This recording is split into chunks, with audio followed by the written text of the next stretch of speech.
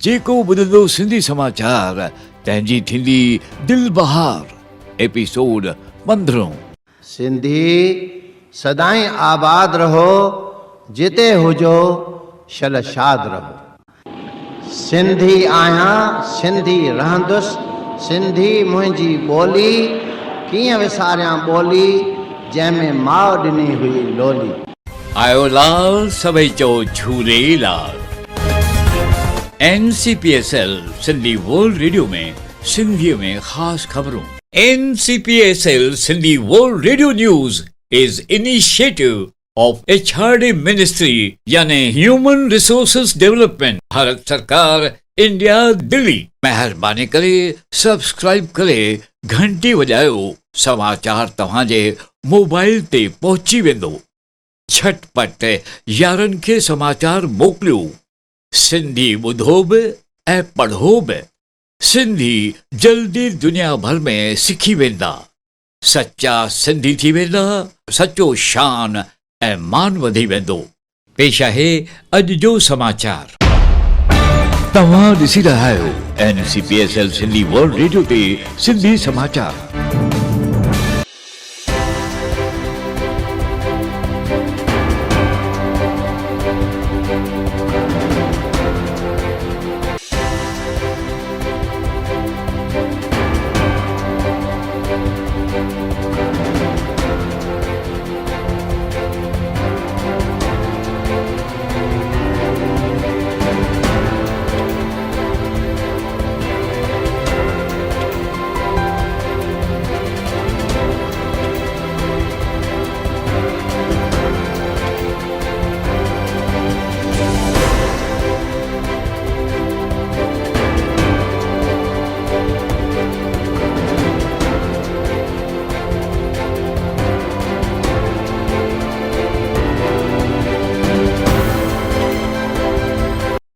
Tokyo Olympic में नीरज जी कहानी।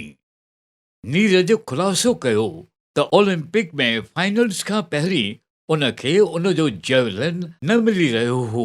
उन ॿुधायो, मां उन खे ॻोल्हे रहियो हुयुसि। अचानक मूं ॾिठो त पाकिस्तान जे अशरद नदीम उहो खणी घुमी रहियो हो। नीरज खिली करे चयो, भाई यह मेरा जेवलिन है, मुझे दे दो, मुझे इसमें ही तो खेलना है। अशरद खे शायदि ख़बर कोन हुई, तॾहिं मुश्की करे अशरद नदी हुन खे ॾिनो ऐं हुन खेलण खां पोइ जीत हासिल कई। NCPSL सिंधी वर्ल्ड रेडियो में सिंधीअ में ख़ास खबरूं। NCPSL Sindhi world radio news is initiative of HRD ministry यानी ह्यूमन रिसोर्सेज डेवलपमेंट, भारत सरकार, इंडिया, दिल्ली। अमिताभ बच्चन जी सच्ची कहानी फिल्म में अचण खां अॻु हुन खाण में कमु कयो हो।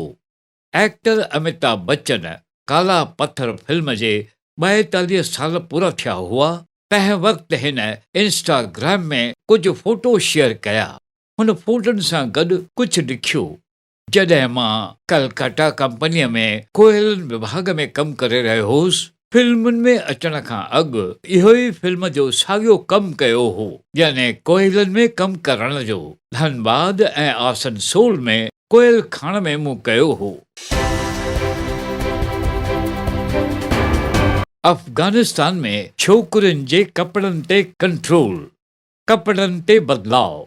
कब्ज़े खां पोइ उते जे दुकानदार BBC खे ॿुधायो त औरतूं हाणे हिते जीन्स नथा ख़रीद कनि, बल्कि हाणे हू सिर्फ़ ढकण वारा स्कर्फ ऐं रवाज़े जे अनुसार गाउन ख़रीद करे रहिया आहिनि। इन खां अॻु तालिबान जे वॾे नेता वहीदुल्लाह हाशमी चयो हो त छोकिरियूं हिजाब, बुड़को पाए सघनि था या कुझु ॿियो। इन जो फ़ैसिलो उलेमा कंदो। अफ़गानिस्तान में सिख। अफ़गानिस्तान में को वक़्तु हो 10 लख सिख रहंदा हुआ। हाणे ख़ाली 100 बची रहिया आहिनि। इहो हिन अफ़गान सिख सांसद चयो। उन जो नालो आहे नरेंद्र सिंह।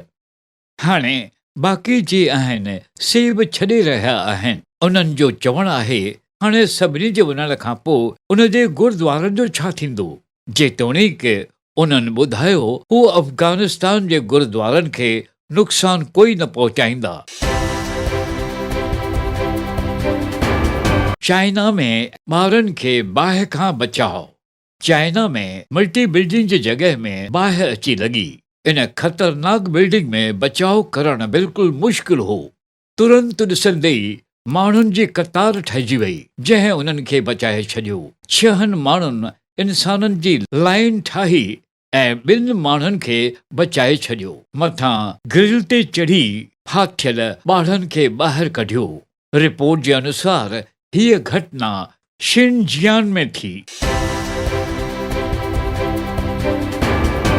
सरकार केंद्रीय स्वच्छता चयो त अफ़गानिस्तान खां भारत में ईंदड़ माण्हुनि लाइ 14 ॾींहंनि लाइ क्वारंटाइन ज़रूरी आहे। मंत्रालय जे अनुसार हिननि माण्हुनि जे लाइ दिल्लीअ में ITBP जे कैंप में क्वारंटाइन जो बंदोबस्तु कयो वियो आहे।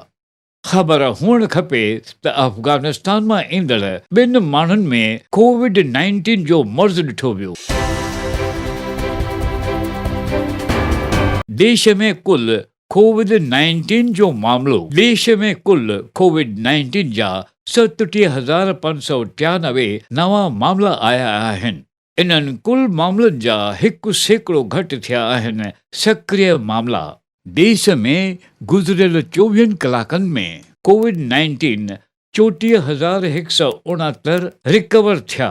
देश में 32,02,327 हींअर सक्रिय थी विया आहिनि, यानी 1% खां बि घटि आहे। अहिड़ीअ तरह गुज़िरियल 24 कलाकनि में 648 नवां मौतुनि जो COVID-19 जे मरण वारनि जी ॻणप में 4,35,758 थी वियो। सलमान खे एयरपोर्ट जे रोकण वारे ऑफिसर खे इनाम ॾिनो वियो। CIFF केंद्रीय औद्योगिक सुरक्षा बल सलमान खान खे मुंबई एयरपोर्ट ते रोकण वारे ऑफिसर जो फ़ोन ज़ब्त करण वारे मीडिया रिपोर्ट खे ग़लति ॿुधाईंदे ट्विटर ते स्पष्टीकरण जारी कयो। CIFF चयो, सचाई इहो आहे तालुक रखंदड़ ऑफिसर जो फर्ज़ आहे त पेशे जे हलंदड़ व्यवहार खे पालन करण जे अनुसार सही तरह सां हुन खे पालन करण लाइ इनाम ॾिनो वियो आहे। सिंधी सदाईं आबाद रहो, जिते हुजो शलशाद रहो। सिंधी आहियां, सिंधी रहंदुसि, सिंधी मुंहिंजी ॿोली, कीअं विसारियां ॿोली जंहिंमें माउ ॾिनी हुई लोली। आयो लाल सभई चओ झूलेलाल।